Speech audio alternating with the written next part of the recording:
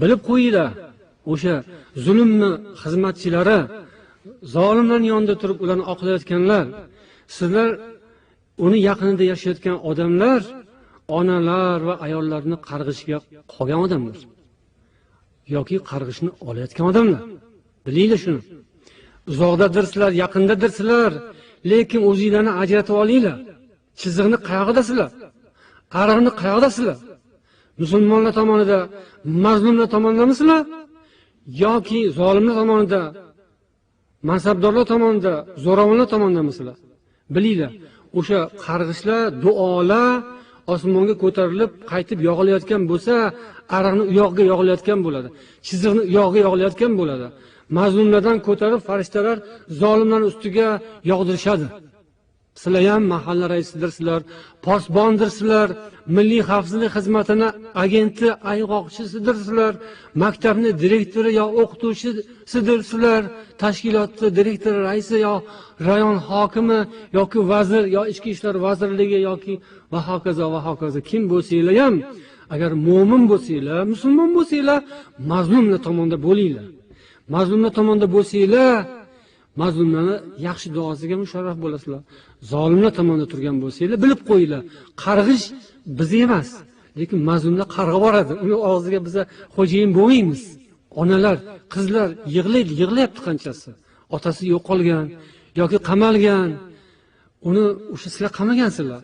Sizlar buyruq bilan qamagansizlar va azob beryapsizlar hozir. Azob berayotganlar. Agar sizlarda iymon bo'lsa ozgina, islom bo'lsa ozgina, sizlarga qarg'ish tegayotgan, duo tegayotgan odamlar bo'lasizlar, ehtiyotinglarni qilinglar.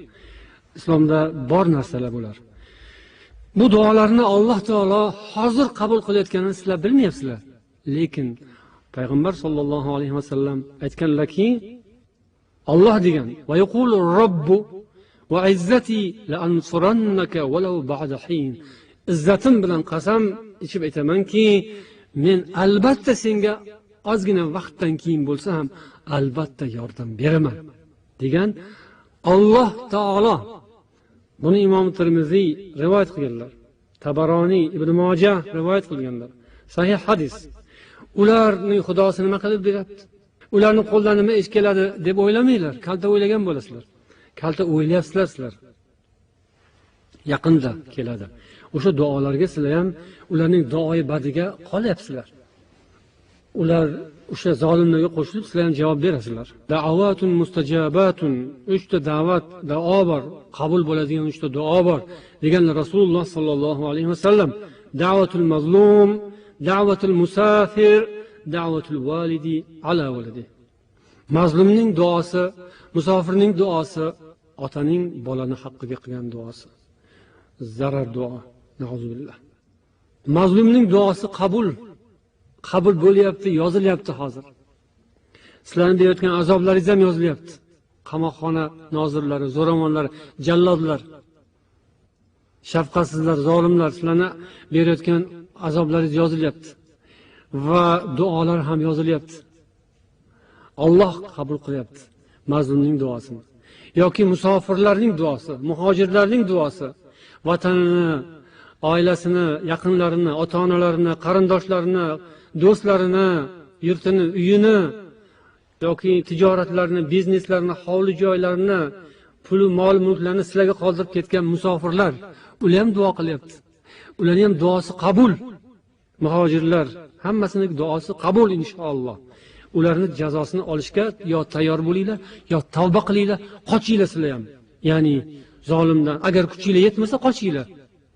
Kuchinglar yetsa tuzatinglar, nasihat qilinglar, to'g'ri yo'lni ko'rsatinglar, zulmdan to'xtang deb aytinglar. To'xtasin zulmdan. Qamoqxonadagilarni ozod qilarsin. Hozir qisqachasi bu. Yuqoridagi hadis, ya'ni 3 ta toifani Alloh duosini qabul qiladilar, etmaydi degan hadisni Imom Buxoriy rivoyat qilganlar. Sizning rahbarlaringiz, prezidentlaringiz, namoz o'qimaydigan, dinni yaxshi gapiradigan olimlaringiz ko'p gapirib turishadi, sizlarga eslatib turishadi-ku, Buxoriy bobomiz deb.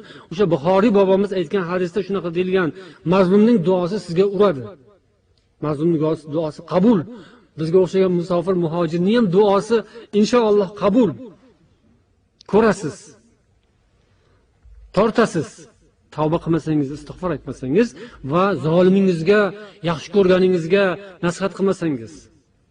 An Ibn Umar radhiyallohu anhuma qala Rasululloh sallallohu alayhi vasallam ittaqu da'awatil mazlum fa innaha tas'adu ila as-sama ka'annaha sharar. Ravahul Hakim. Mazlumning duolaridan qo'rqingiz. Mazlumning duosiga mubtalo, ro'baro bo'lib qolishdan saqlaningiz. Chunki u osmonga xuddi olovdek ko'tariladi. Olov osmonga ko'tariladi. Duo ham shunaqa osmonga ko'tariladi. Alloh huzuriga ko'tariladi. Olovni misol qilyapti. Qo'rqasizmi olovdan? Olov yomon. Shuning uchun siz olov bilan jazolaysiz ba'zi odamlarni, azoblaysiz. Bilasizmi? Tok bilan, u ham olovning bir turi kuydirish. O'sha olov, duo ham shunday olov bo'lib uriladi hali. Zolim albatta jazolanadi. An Abi Musa al-Ash'ari radhiyallohu anhu qala Rasululloh sallallohu alayhi vasallam innalloha la yumli liz-zolim hatta idza akhadahu lam yuflithu. Rawahu al-Bukhari va Muslim. Alloh taolo zolimga muhlat berib qo'yadi. Vaqt kelganda shunday tutgan paytda keyin qo'yib yubormaydi. Demak, hozir Alloh sizlarga muhlat berib qo'ygan, ey zolimlar, ey azoblovchilar, ey qiynoqqa soluvchilar, ey tuhmat yozuvchilar, ey ayg'oqchilar, hokimlar, xalqni ezayotgan insonlar. Alloh sizlarga hozir muhlat berib qo'ygan, lekin tutadigan vaqti yaqinlashyapti. Soat sayin, kun sayin yaqinlashyapti. So'zimizni boshida hech qanday mansabi yo'q, lekin shunaqa pinjiga kirib olgan odamlar deb gapirdik. Katta akulaning yonida yurgan kichkina baliqchalar bo'ladi-ku. Akula kattasini yeydi, endi qolgan qutqarlarni ular yeb yuradi. Atrofida ko'rgansizlar bu suratlarni. Endi bir kichkina jimjiloqdek bo'lib yurishadi. Lekin qozonga yaqin yursang qorasi yuqadi degan o'sha zolimga yaqinlashganingiz sayin siz qorayib borasiz. Ularga keladigan balo sizlarga ham temasdan o'tmaydi. Yaqin turgan bo'lsangiz, o'sha yerga tushgandan keyin o'sha yumalasa, o'sha qulasa sizni ustingizga qulaydi. Shuning uchun uning yonidan ketishingiz kerak. Ya'ni zulmdan voz kechishingiz kerak. Mansablaringizdan voz kechishingiz kerak. Hokim bo'lsangiz ham, vazir bo'lsangiz ham, vazir o'rinbosari, zamministrmisiz yoki turma boshlig'imisiz, yoki o'rinbosarimisiz, mahallam va hokazo kim bo'lsangiz ham o'shanga xizmat qilayotgan kursingizdan voz kechib ertaroq o'zingizni o'zingiz qutultirib xalos qilib olsangiz, zulmdan uzoqlashgan bo'lasiz. Agar ketmasangiz, o'sha yerda yursangiz, unda ayting. Bu aytish kerak bo'lgan odamlar juda ham ko'pchilik. Ilm ahli ichida ham bor. Oyat hadisni biladiganlar yoki boshqacha yo'lda biladiganlar. Ular aytishlari kerak. Ya'ni zolimingiz musulmonlarni ozod qilsin. O'g'irlagan imomlarni, talabalarni, musulmonlarni qo'yib yuborsin. Toki hal biz yuqorida aytganimizdek, qaro kunlar boshlanib qolmasdan avval, dunyoni u yerda bu yerda bo'layotgan narsalar bo'lmasdan avval, odamlar ko'tarilmasdan avval, pichoq suyakka yetmasdan avval shuni chorasini ko'rayotgan bo'lishingiz kerak. Siz ham qo'shilib, hammangiz bitta aravadasiz. Shuning uchun hammangizning tashvishingiz shu-ku. Shuning uchun hammangizga maslahat shu. O'sha kattangizga aytishingiz kerak. Musulmonlarni ozod qilsin. Qamoqxonalardan chiqarib yuborsin. Qachon odamni to'polon qilib qamoqxonani buzib, lekin chiqib ketishi unaqa emas. Oldinroqdan ochib qo'yish kerak. O'g'irlangan imomlarni olib kelib qo'yish kerak.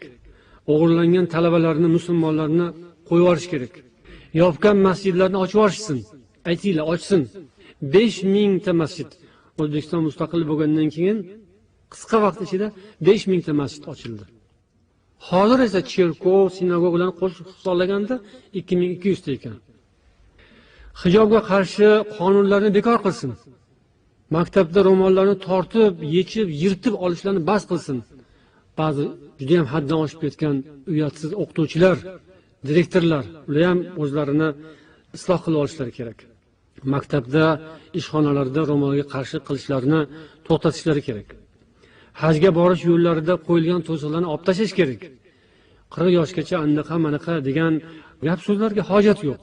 Hamma o'zi biladi necha yoshda hajga borishini, o'zi hal qiladi. Balog'atga yetgandan keyin haj farz bo'ladi. O'zi hal qiladi. Unga xo'jayinlik qilish kerak emas. Maslahatlashgan ota-onasi bor. Borishga, kelishga qurbi yetsa boraversin. Yo'lni ochib qo'yish kerak.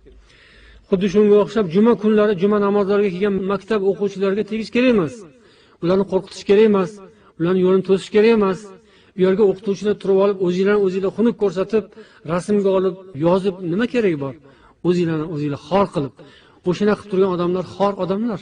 O'zini xor qilgan, Allohning g'azab nazariga tushib turgan, musulmonlarning nafratiga tushib turgan bo'lasizlar. Shu musulmonlarning bolalarini ketidan quvib, masjidgacha borsanglar. O'zingizlarga yarashmagan ish bu. O'zingizga loyiq ish qilishinglar kerak va biz bunaqa ishlarni qilmaymiz deb aytishinglar kerak. Juma kunlari, demak, talabalar, o'quvchilar bemalol juma namozlariga borib kelaversin. Hech narsa qilmaydi. Mana Yevropa mamlakatlarida, G'arb mamlakatlarida bolalar bemalol birinchi sinf o'quvchisi ham hatto men jumaga boraman desa, xo'p, mayli, nechida borasan, nechida kelasan, aytib qo'y, ketaver deydi. Hech narsa bo'lmayapti. Ularni tomi uzilib tushmayapti boshiga. Hech narsa qilmaydi. Qo'rqmanglar. Bemalol jumaga borib kelaversin. Ramazon oyida tarovih namozini o'qiyman deganlarga eshiklarni, darvozalarni ochib qo'yish kerak masjidlarni. Yoshlarni haydash kerak emas. Militsiya xodimlari o'zinglarni xunuk ko'rsatib, sizlar ham yomon so'zlarni olib, odamlar ichida so'kayotgan bo'ladi sizlarni. Nima hojat sizlarga? Dunyoga bir marta kelasizlar. Odamlarning la'natini, so'kishini eshitishga kelasizlarmi? Odam bo'lib dunyoda so'kish eshitib, musulmonlarning ko'ziga xunuk ko'rinib, yomon ko'rinish uchun tug'ganmi onalaringiz sizlarni? Subhanalloh. Hayotni qadriga yetinglar. Agar shu shapka, shu forma bilan shu la'nat olish kerak bo'lsa, arzimaydi unga. Yo'q, tirikchilikning boshqacha yo'llari ham bor. Sizlar mayli formani kiyib, shapkani kiyib, musulmonlarning himoyasini qilinglar.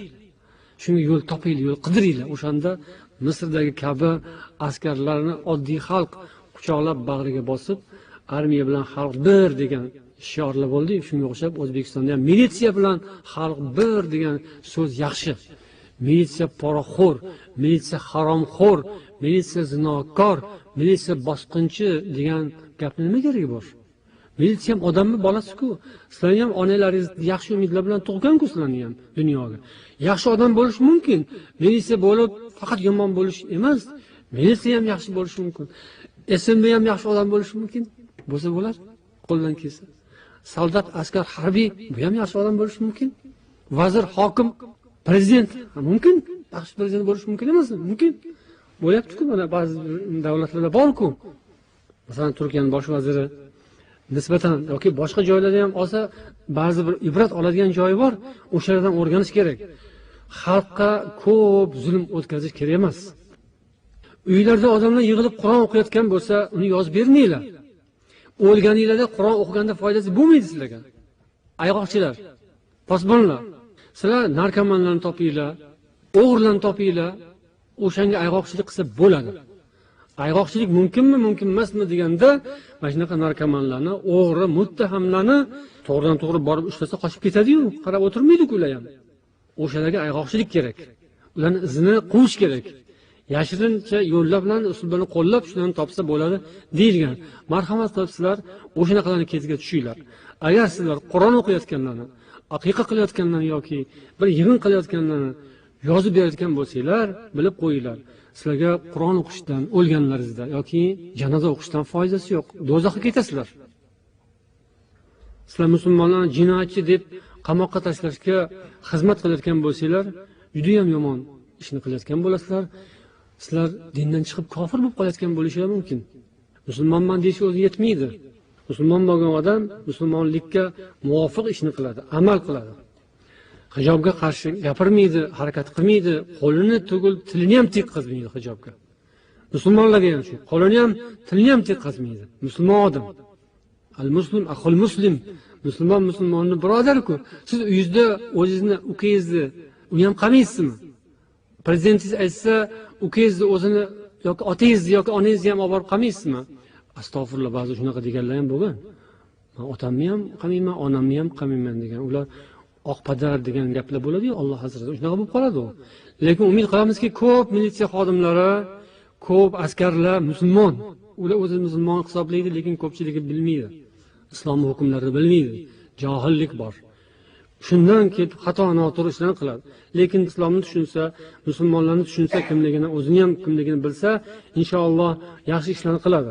Musulmonlarni ketidan qovmaydi. Ularga yordam beradi, ularga yo'llar ko'rsatadi. Mana uni qilinglar, buni qilinglar, mana o'qisanglar, mana ish bo'ladi, yaxshi bo'ladi deb shunday tajribalarni musulmonlarning foydasiga ishlatinglar. Alloh taolo hammamizga azizlik nasib etsin. Zulmni daf etishni so'raymiz. Zolimlarga insof, haddan oshganlarga Alloh taolodan kifoyalik so'raymiz. Alloh taolo O'zbekiston xalqini ham zulmdan ozod qilsin. Mazlum musulmonlarni, eng avvalo mazluma opa-singillarimizni Alloh taolo zolimning zindonidan ozod qilsin. Qolgan mazlumlar, birodarlar, mo'min musulmonlarni ham Alloh taolo yorug'likka chiqarishini so'raymiz. Yo'qolgan, o'g'irlangan ulamolarimiz, talabalarimizni ham Alloh taolo huzurimizga, siz bilan bizning bag'rimizga yetkazishni so'raymiz. Alloh taoloning hammamizga tavfiq, hidoyat so'rab, yaxshiliklar bilan erishishimizni, maqsadlarimizga, g'alabaga, ozodlikka, erkinlikka, zulmni daf etishga, shu maqsadlarga tinchlik bilan, yaxshi so'zlar bilan, o'zaro bir-birini tushunish bilan erishishimizni Alloh hammamizga nasib etsin. Subhanakallohumma va bihamdik, ashhadu an la ilaha illa anta astaghfiruka va atubu ilayk. Allahumma salli ala Muhammad va ala alihi va ashabihi ajma'in. Wa akhiru da'wana anil hamdulillahi rabbil alamin. Wassalamu alaykum wa rahmatullahi wa barakatuh.